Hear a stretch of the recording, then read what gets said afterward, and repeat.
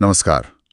आज हमारे सामने है विक्टर फ्रैंकल की एक बहुत ही जबरदस्त किताब, मनुष्य की अर्थ की खोज, मतलब मैन सर्च फॉर मीनिंग। जी। इस पर आधारित एक समीक्षा है हमारे पास। ये किताब तो दुनिया भर में करोड़ों बिकी है और कहते हैं अमेरिका की सबसे प्रभावशाली किताबों में से एक है। बिल्कुल। तो देखते हैं ये समीक्षा इस किताब के किन पहलुओं पर रोशनी डालती है और हमारे लिए इसमें क्या खास है। हाँ, जरूर। समीक्षा तो साफ कहती है कि किताब 2 हिस्सों में है। पहला हिस्सा है फ्रैंकल के अपने अनुभव नाजी यातना शिविरों के। हाँ, जो बहुत भयानक थे। बिल्कुल, पर ये सिर्फ कहानी नहीं है ना, ये उन अनुभवों का एक मनोवैज्ञानिक विश्लेषण है और यहीं से उनका वो सिद्धांत लोगोथेरेपी वो भी जुड़ा है। जी हाँ। और मजे की बात यह है, मतलब ये लोगोथेरेपी कहती है कि इंसान की असली ड्राइव वो सुख या शक्ति नहीं है। हाँ, जैसे फ्रॉयड या एडलर मानते थे। हाँ, बल्कि जीवन में एक मतलब, एक अर्थ खोजना है। बिल्कुल सही। और फ्रैंकल की खुद की जो पृष्ठभूमि है वो न्यूरोलॉजिस्ट थे, मनोचिकित्सक थे और खुद हॉलोकॉस्ट सर्वाइवर थे। हाँ। ये चीज इस किताब को एक असाधारण गहराई देती है। समीक्षा भी शायद यही कहती है कि ये सिर्फ कोई थ्योरी नहीं है, ये जिया हुआ सच है। ये इंसान के अस्तित्व की उन गहराइयों को छूती है जहां दर्द भी है और उम्मीद भी। तो ये अनुभव कैसे थे, समीक्षा कुछ बताती है पहले भाग में जैसे? हाँ, समीक्षा बताती है कि फ्रैंकल ने पहले भाग में कैदियों की जो मनोवैज्ञानिक यात्रा थी उसके 3 चरण बताए हैं। 3 चरण? अच्छा। पहला तो वो है जब भर्ती होते हैं तो एक गहरा सदमा लगता है, विश्वास ही नहीं होता कि ये सब हो रहा है। स्वाभाविक है। फिर दूसरा चरण है रोज की जो क्रूरता है उससे बचने के लिए धीरे धीरे एक तरह की उदासीनता आ जाना, मतलब भावनाएं सुन्न हो जाना। अच्छा, एक डिफेंस मैकेनिज्म की तरह। हाँ, बिल्कुल। और तीसरा वो है रिहाई के बाद की अजीब सी स्थिति, जिसे उन्होंने अव्यक्तिगतता कहा है। अव्यक्तिगतता मतलब सामान्य दुनिया में, सामान्य जीवन में वापस घुलने मिलने में दिक्कत होना, सब कुछ अजीब सा लगना। समझ गया। और यहाँ समीक्षा के हिसाब से फ्रैंकल की सबसे बड़ी खोज क्या थी?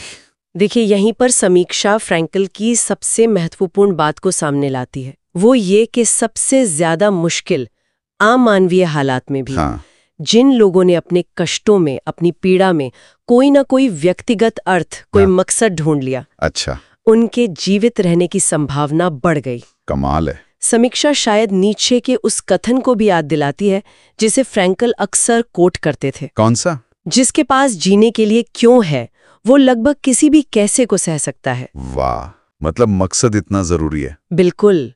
और इसमें उन लोगों की छोटी छोटी कहानियां हैं।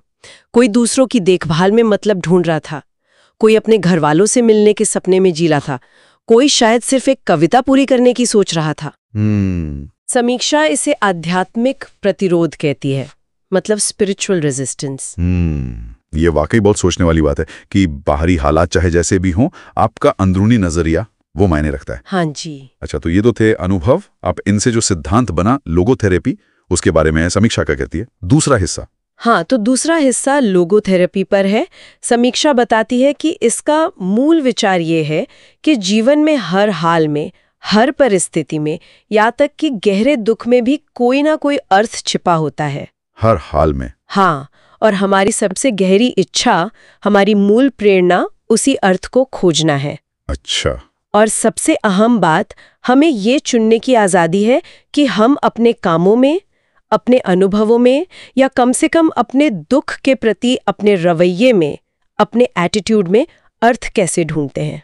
ये चुनने की आज़ादी? हाँ, फ्रैंकल का वो मशहूर कोट है ना, जो समीक्षा जरूर बताती होगी। हाँ, कौन सा? इंसान से सब कुछ छीना जा सकता है सिवाय एक चीज के, मानवीय स्वतंत्रता का अंतिम अंश, किसी भी परिस्थिति में अपना दृष्टिकोण चुनने की स्वतंत्रता, अपना नजरिया चुनने की आजादी। ये बहुत शक्तिशाली विचार है ना? और ये जो अस्तित्वगत शून्य या एग्जिस्टेंशियल वैक्यूम की बात करते हैं फ्रैंकल, समीक्षा इसे आज के समय से कैसे जोड़ती है? बिल्कुल जोड़ती है। समीक्षा इस बात पे शायद जोर देती है कि फ्रैंकल का ये अस्तित्वगत शून्य का कॉन्सेप्ट आज भी उतना ही रेलेवेंट है। कैसे? ये वो खालीपन है जो बहुत से लोग महसूस करते हैं जब जिंदगी का कोई साफ मकसद नहीं दिखता, जब पुराने मूल्य शायद उतने मायने नहीं रखते। आज के दौर में ये बहुत दिखता है। हाँ, और न्यूजेनिक न्यूरोसिस, वो मानसिक परेशानियां हैं जो इसी खालीपन, इसी अर्थहीनता के एहसास से पैदा होती हैं। अच्छा। और समीक्षा के अनुसार फ्रैंकल मानते थे कि इसका इलाज सिर्फ दवा से नहीं, बल्कि जीवन में अर्थ खोजने या बनाने से जुड़ा है, जिम्मेदारी लेने से, चुनाव करने से। अच्छा, अब किताब की शैली, उसके लिखने के अंदाज के बारे में समीक्षा क्या कहती है? क्योंकि ऐसे विषय पर लिखना भारी हो सकता है। हाँ, बिल्कुल।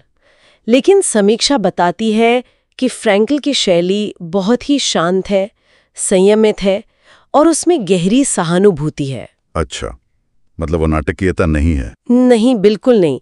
वो अपने दुख का ढिंडोरा नहीं पीटते, बल्कि एक मनोवैज्ञानिक की तरह, एक डॉक्टर की तरह विश्लेषण करते हैं। उसमें कड़वाहट नहीं, बल्कि एक शांत गरिमा है।